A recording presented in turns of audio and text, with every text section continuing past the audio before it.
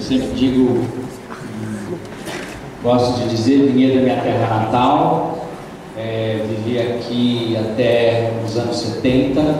Imagina como era Vinhedo. Algumas pessoas conhecem, né? Mas Vinhedo nos anos 70 era uma outra coisa. E eu vivi aqui durante 12, 14 anos. O senhor me convidou. E é sempre muito bom estar junto com a equipe da Sônia. A gente foi pensando algumas coisas. E nesse momento eu estou terminando o meu doutorado na Faculdade de Educação da Unicamp, estudando adolescência. Bom, eu acho importante incomodar, desacomodar, ou seja, tirar vocês do lugar de certeza que vocês estão. Se a gente está na educação, a gente tem que, em todo momento, sair do lugar de onde a gente está. Ou seja, as ideias, os conceitos, as verdades. E eu preparei uma conversa baseada um pouco no que eu escrevi agora no doutorado, mas a partir quando a Sônia me chamou, e as duas vezes que ela me chamou, eu atualmente, a cada 2 meses, eu trabalho em Guiné, lá do lado de lá do Atlântico, lá na África, através do Ministério da Saúde, com adolescentes que vivem em Guiné, numa condição de vida bem pior que a nossa. E aí eu conversando com a Sônia, falei, bom, a gente inventou este nome, por favor.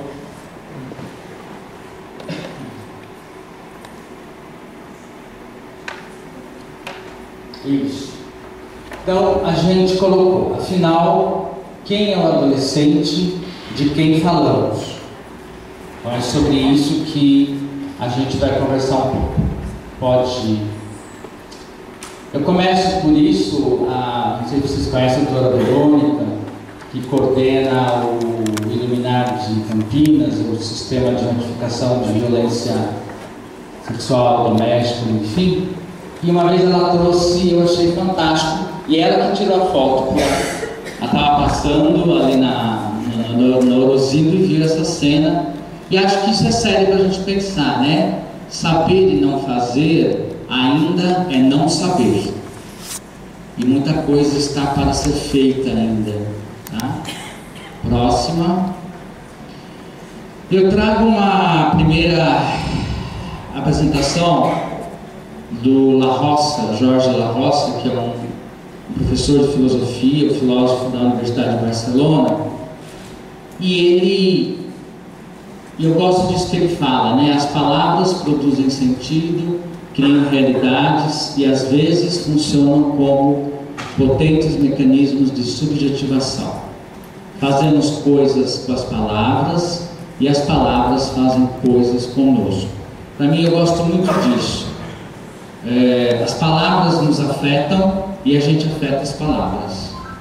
E é isso que eu queria conversar com vocês. Por favor. E aí o jogo com a palavra. Atividades como considerar as palavras, criticar as palavras, eleger as palavras, cuidar das palavras, inventar palavras, jogar com as palavras, impor palavras, proibir palavras, transformar palavras e etc. não são atividades ocas ou vazias, não são mero palavratório. Quando fazemos coisas com as palavras, do que se trata é de como damos sentido ao que somos e ao que nos acontece, de como correlacionamos as palavras e as coisas, de como nomeamos o que vemos ou o que sentimos, e de como vemos ou sentimos o que nomeamos. Vamos começar o nosso tema, né? Adolescência, juventude. Essa palavra adolescência, ela precisa começar a ser desmontada, porque ela é uma invenção do século XVIII, ela tem um discurso científico, jurídico, e é preciso começar a mexer nessas palavras. E eu gosto muito dessa ideia, né? As palavras que nomeamos o que vemos, o que sentimos, ou de como vemos o que sentimos, o que nomeamos. Quando a gente nomeia adolescência, juventude, o que sentimos e o que queremos falar com isso? Próxima. E aí eu comecei a brincar com as palavras. E aí deu nisso. Afinal, quem é o adolescente de quem falamos? Ou de que falamos? Quando a gente fala quem, tem um sujeito. Quando a gente fala que, tem um objeto. Dá para entender quando o adolescente deixa de ser sujeito e passa a ser objeto? No século XVIII, a adolescência começa a ser um objeto da ciência e perde o pé do sujeito que se perde aí. Quando a adolescência passa a ser um campo de objeto a ser estudado. Afinal, de quem é o adolescente de quem falamos? A quem pertence esses adolescentes? De quem é? É da família? É da sociedade? É da mãe, do pai? É dele mesmo? De quem é esse sujeito adolescente? Com quem falamos? Com os e as adolescentes ou falamos sobre eles? Vocês estão desde manhã falando sobre, não é? Que é diferente falar com. E a gente fala mais sobre do que com. E quando a gente fala sobre eles, isso é uma maneira de dizer ser um poder. As mulheres foram faladas pelos homens durante séculos. As mulheres não podiam falar. Então os homens falavam sobre as mulheres. É um poder da fala de quem não tem fala.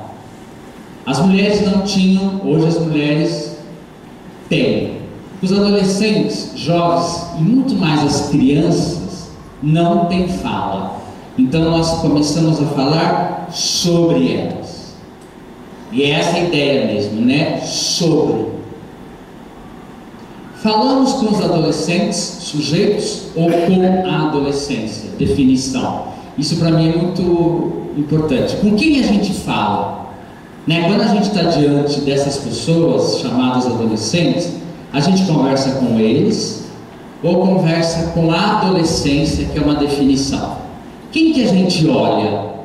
Essas pessoas ou o conceito que os determina? Quem a gente olha? Para quem a gente olha? Próximo. Ethos. Trago uma ideia grega, né? Uma das últimas obras do Foucault, Hermenêutica do Sujeito. E vocês vão ter que aguentar, vou falar do Foucault, tá bom? Porque eu ando apaixonado, sou muito apaixonado e achava que eu nunca ia entender Foucault. E Foucault é uma delícia de ler, leiam, é um grande pensador da nossa época, enfim. Quando Foucault, nas últimas obras, ele volta para os gregos, ele volta lá na Grécia e vai recuperar algo da nossa cultura lá na Grécia. Ele traz uma coisa muito interessante que é o ethos, que é a ética. Não essa ética que virou essa ética, né? Hoje quando ele fala assim, o sujeito é ético. O que significa? Quando ele fala assim, o sujeito é ético. No nosso cotidiano. Quando ele fala, o sujeito é ético. O que significa? Para nós.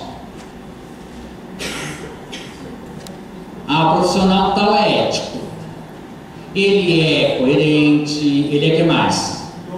Ele é idôneo, dá para confiar nele, é isso? É quase moral, né? Ele não é imoral, ele é moral, ele é um bom profissional. Essa ética não é essa. Esta ética grega é a ética de si mesmo. O que é essa ética? É aquilo que me faz ser único no mundo. A ética grega é aquela possibilidade de eu ser único dentro de uma massa.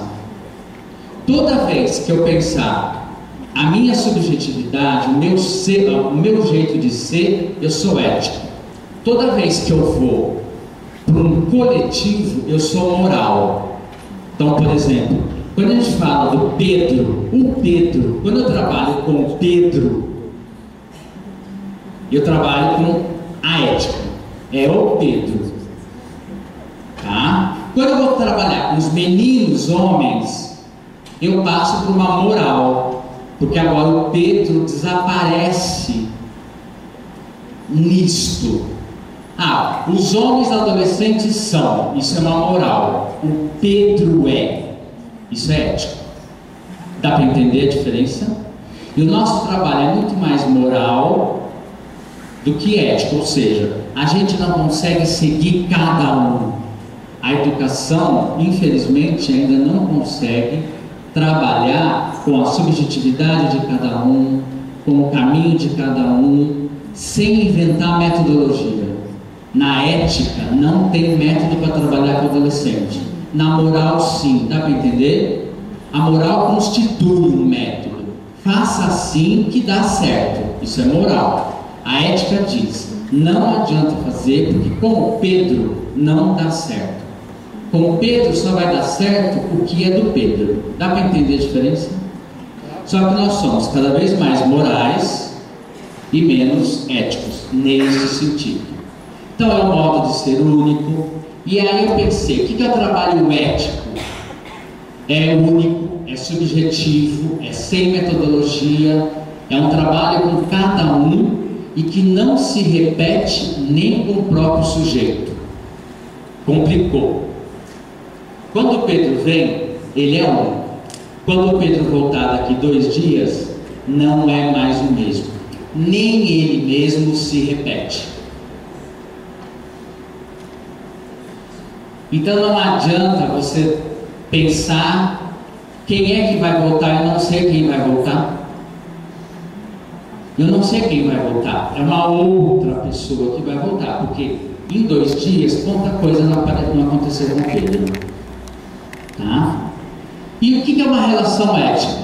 É uma relação com o outro como único, que não se repete, nem em si mesmo, né? E daí tem da onde vem essa ideia. Por favor, a próxima. E aí tem a moral. A moral vai trabalhar com os adolescentes. Então nós vamos trabalhar com um modo de ser coletivo, regras do viver coletivo, a noção de população. Na moral, a gente procura padrão, comportamentos esperados, perfil, norma, normalização. E quando a gente estabelece o que é normal, automaticamente a gente estabelece o quê?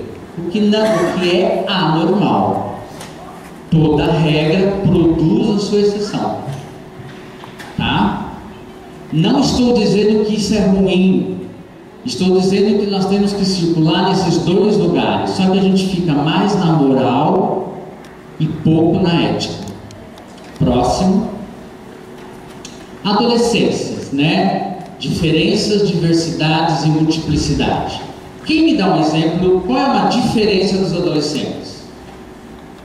Por exemplo, em relação ao mundo adulto. Qual é uma diferença? Ousadia. Os adolescentes são mais ou são menos? Mais? Porque a gente se acaba, né, nessas coisas. A gente, o adulto, é menos ousado. Os adolescentes são mais ousados. Essa é uma diferença. É isso? Qual uma outra?